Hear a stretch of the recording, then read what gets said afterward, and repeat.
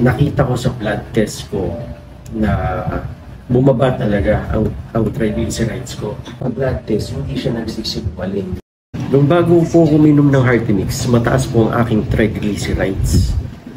So, hindi ko alam kung anong gagawin ko para siya mapababa. Kaya, hindi ko alam kung anong gamot or anong pagkain na dapat kong bawasan. Kaya nung nagsimula ako uminom ng Hearty Mix, naramdaman ko na magaan ng pakiramdam ko at nakita ko sa blood test ko na bumaba talaga ang triglycerides ko.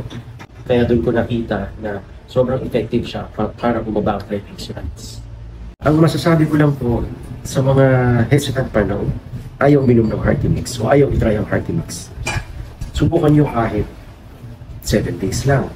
Magpa-blood test muna kayo bago kayo uminom ng Hearty Mix dahil makikita ito sa blood test na bababa ang triglycerides na katulad. Nakita ko ang epekto niya sa blood test na ang blood test hindi siya nagsisinungaling.